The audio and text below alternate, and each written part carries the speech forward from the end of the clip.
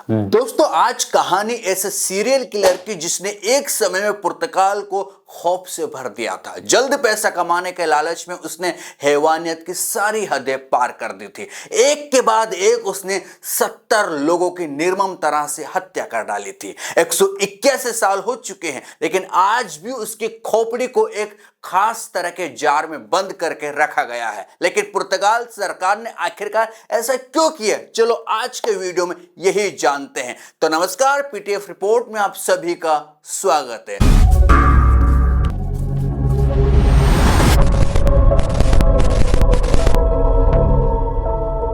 आज की कहानी हिला डालने वाली है, क्योंकि पुर्तगाल की राजधानी लिस्बन में आज भी एक शख्स का सिर पिछले 121 साल से भी ज्यादा समय से कांच के जार में सुरक्षित रखा हुआ है, जिसका कारण जानकर आप भी हैरान हो जाएंगे। इस आदमी ने कोई ऐसा काम नहीं किया जिसके चलते उसके सिर को जार में सुरक्षित रखा गया है, बल्कि एक शख्स उन खौफनाक सीरियल किलर्स में से एक था जिसने न जाने कितने मासूम लोगों की बेरहमी से हत्या की थी, वो भी सिर्फ एक सनक के चलते। ये वो सीरियल किलर है जिसने पुर्तगाल में इस घिनौने कृत्य के लिए फांसी दी गई थी। हालांकि इसके बाद उस देश में किसी को भी फांसी की सजा कभी नहीं दी गई। इस सीरियल किलर का नाम है डियागो एल्विस। डियागो एल्विस का जन्म 1819 में स्पेन के गैसिलिया शहर में हुआ था। जब जवान हुआ तो काम के तलाश में पुर्तगाल के लिस्बन पहुंचा, जहां उसने नौकरी की खूब तलाश की, लेकिन उसे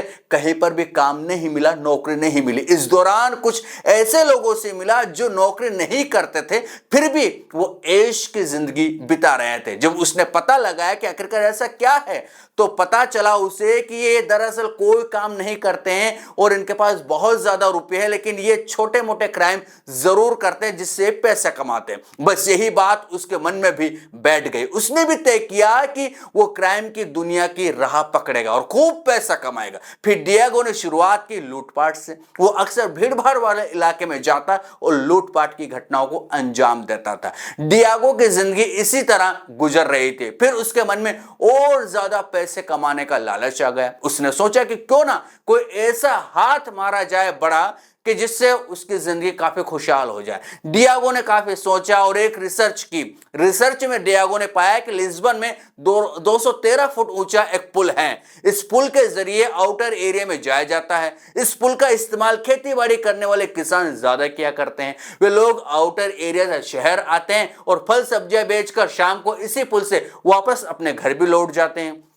फिर डियागो ने वहां जाकर पाया कि किसान या तो ग्रुप में वहां आते हैं या इक्का दुक्का किसान कभी कभी अकेले में भी वहां से गुजरते हैं। डियागो ने प्लान बनाया कि जो सबसे अंतिम किसान अकेले शाम के समय वहां से गुजरेगा, वो उसी को अपना निशाना बनाएगा ताकि पकड़े जाने का कोई खतरा ना हो। फिर उसने अपना काम शुरू कर दिया। अक्सर वो अकेले जा रहे किसान पर अचानक से टूट पड़ता था, फिर सारे पैसे लूटकर किसान को पुल से धक्का देकर नीचे फेंक देता था। उसे पूरा यकीन था कि 213 फुट की ऊंचाई से गिरने के बाद किसान की मौत होना तय है। इसी तरह डियागो ने उसी पुल को अपना ठिकाना बना लिया था। वो रोज घात लगाकर वहां बैठ जाता था, फिर अकेले जा रहे किसान को लूटकर इसी तरह से मार डालता था। वो रोज लूटपाट की घटना को अंजाम देता था। लूट में उसे पैसा ज्यादा मिल जाता तो वो उन पैसों से कुछ दिन अपना खर्च चलाता था और लूट की घटना को कुछ समय के लिए विराम दे देता था, यानी कि वो लूटपाट की घटना नहीं करता था। लेकिन अगर उसे ऐसा पैसे कम मिलता तो वो रोजाना वहां घात लगाकर किसानों को शिकार बनाता था, जब तक कि उसके पास ज्यादा पैसे ना आ जाए। इसी दौरान कभी कभी उसका सामना कुछ हट्टे कट्टे किसानों से हो जाता था जो इसका विरोध करते थे, उससे फाइट करते थे। तो वो बदले में कहीं ना कहीं उन किसानों को चाकू मार देता था, फिर उन्हें पुल से नीचे फेंक देता था। एक महीना गुजरा तो इलाके में बात फैलना शुरू हो गई कि काफी किसान जो लिस्बन जाते थे वो गायब हो रहे हैं। बात लिस्बन तक भी फैल गई। तब तक तकरीबन ऐसा कहा जाता है कि 25 से 30 किसान गायब हो चुके थे। पहले तो पुलिस ने सोचा कि शायद किसानों ने कहीं ना कहीं घाटा होने के चलते खुदकुशी कर ली होगी, तो उन्होंने इस बात पर इतना गौर नहीं किया। लेकिन इसी बीच पुलिस के होश तब उड़े तब उन्हें पता चला कि पुल के नीचे से गुजरने वाले राहगीरों ने कुछ लोगों की लाश वहां देखी है। लाशों की पहचान की गई तो पता चला कि सभी मरे हुए लोग किसान ही हैं। पुलिस ने माना है कि किसानों ने खुदकुशी की, आत्महत्या की। पोस्टमार्टम हुआ तो पता चला कि किसी भी किसान पर हमला नहीं हुआ है, जबकि नीचे गिरने से ही उनकी मौत हुई है। पुलिस ने एक बार फिर यही मानना शुरू कर दिया है कि गरीबी के चलते किसानों ने सुसाइड किया है, न कि किसी ने उनका मर्डर किया है। बात खत्म होने वाली थी कि किसानों को गायब होने का सिलसिला चलता ही रहा। यह संख्या बढ़कर दिन ब दिन 50 से ऊपर पहुंच गई। पुलिस ने फिर जांच शुरू की और मृतकों के घर वालों से पूछताछ की गई कि आखिरकार क्या कारण है। तो पता चला कि काफी किसान ऐसे भी थे उनमें जिन्हें पैसों की कोई तंगी नहीं थी। पुलिस को यह बात खटकी कि किसानों को पैसे की दिक्कत नहीं थी, वो अमीर थे, उसके बावजूद भी खुदकुशी क्यों की, सुसाइड क्यों किया। जांच फिर से शुरू की। सबसे पहले उस पुल को कुछ समय के लिए बंद करवाया गया। पुल बंद होने से किसानों के गुमशुदगी के मामले भी आना बंद हो गए। पुलिस के लिए यह बड़ी हैरानी वाली बात थी। पुलिस ने निर्णय लिया कि पुल के नीचे तलाशी ली जाए। वहां से बहुत सारी लाशें मिली। जब वहां तलाशी ली गई तो जांच जब शुरू हुई तो देखा कि कुछ लाशों में कहीं ना कहीं चाकू से वार के निशान भी है। पुलिस को यहां जानते देर नहीं लगी कि मामला खुदकुशी का नहीं बल्कि कत्ल का है, मर्डर का है। पुलिस ने गुमनाम कातिल की तलाश शुरू कर दी। बात डियोगो तक भी पहुंची तो उसने सोचा कि कुछ समय तक इस तरह के काम को विराम दिया जाए, रेस्ट किया जाए। 3 साल तक डियोगो ने कुछ नहीं किया। फिर सरकार ने तय किया कि अब पुल को खोल देना चाहिए। वहां सिक्योरिटी बढ़ा दी गई, काफी पुलिस वाले तैनात कर दिए गए। डियोगो ने भी सोचा कि अब फिर से अपना काम शुरू करना चाहिए, लेकिन सिक्योरिटी टाइट होने के कारण वो ऐसा नहीं कर पा रहा था।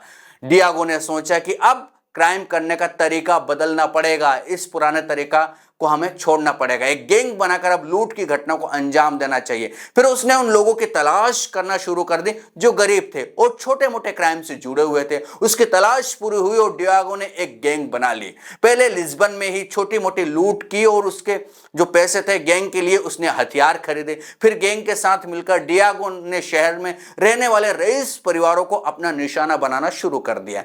कहा जाता है गैंग के साथ पहले वो रेकी करता था, फिर लूट को वो कहीं ना कहीं अंजाम दिया करता था और जो घर में रहते थे उन लोगों को, वो रईस लोगों को मौत के घाट उतार दिया करता था और फरार हो जाता था। पूरे शहर में अब ये बात भी फैलने लगी थी कि रईस लोगों के घर पर लूटपाट के बाद उन्हें मार दिया जा रहा है। पूरा शहर इस खबर से डरने लगा। पुलिस को भी टेंशन बढ़ी। आरोपियों को ढूंढने के लिए काफी तादाद में पुलिस फोर्स लगाए गए, लेकिन पुलिस को कोई सुराग नहीं मिला। डॉक्टर के कत्ल में बस एक बात और, क्योंकि उसने शहर के नामी डॉक्टर को मार दिया था, तो एक बात सामने आई, वो ये थी कि उसके कत्ल की सूचना आधे घंटे के अंदर ही पुलिस को मिल गई थी, जिससे पुलिस ने शहर में नाकाबंदी करके पूरे शहर को कहीं ना कहीं चौबंद कर दिया और पुलिस एक्टिव हो गई ताकि आरोपी शहर से बाहर न जा सके। इसी बीच पुलिस ने शहर से बाहर निकलने वाले 4-5 संदिग्ध लोगों को पकड़ा। उनसे सख्ती से पूछताछ की गई तो उन्होंने अपना जुर्म कबूल कर लिया। इन सभी में डियोगो एल्विस भी था, जो कि पुलिस के सामने बिल्कुल खामोश खड़ा था। पूछताछ में पता चला है कि गैंग का सरदार तो डियोगो ही है। उसकी हिस्ट्री खंगाली जाती है तो पता चलता है कि वो लोग छोटे मोटे क्राइम से जुड़े थे, लेकिन पुलिस को डियोगो पर शक होता है और जब वो किसानों की हत्या की कड़ियां जोड़ने की कोशिश करते हैं पुलिस, तो उन हत्याओं के साथ कहीं ना कहीं डियोगो का मामला खुल जाता है और सख्ती से जब पूछताछ करते हैं डियोगो से पुलिस वाले, तो दरअसल वो अपना सारा गुनाह कबूल कर लेता है कि उसी ने किसानों को भी मारा है। वो बताता है कि 70 के बाद उसे गिनती नहीं आती है, उसने कितने लोगों को मारा है अब ये पता नहीं है, क्योंकि वो 70 तक ही गिनती जानती है।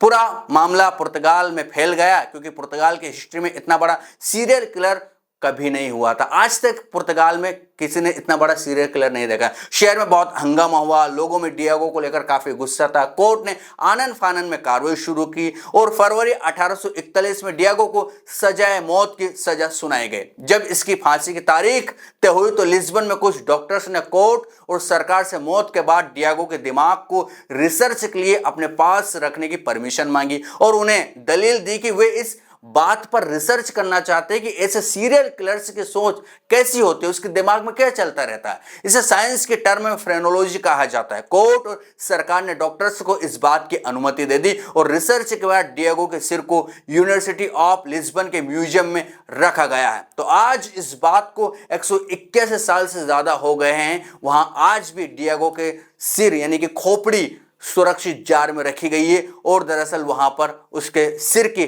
कहीं ना कहीं जांच होती रहती है, अध्ययन होता रहता है। तो पता चला है कि सीरियल किलर क्या क्या दिमाग में सोचता रहता है, वो किस तरह से बेरहमी से लोगों को मौत के घाट उतारता है। तो ये कहानी दरअसल हैरान कर देने वाली थी पुर्तगाल में, और डियागो ही ऐसा व्यक्ति था जिसको फांसी की सजा दी गई थी। उसके बाद वहां किसी को भी फांसी की सजा नहीं दी गई, ऐसी भी जानकारियां मिलती है। तो बस आज की कहानी में इतना ही। कैसी लगी जरूर बताएं, ठीक ठाक लगे हो चैनल को सब्सक्राइब, वीडियो को लाइक और शेयर करना ना भूलिएगा। फिर मिलेंगे किसी बेहतरीन स्टोरी के साथ, तब तक के लिए नमस्कार।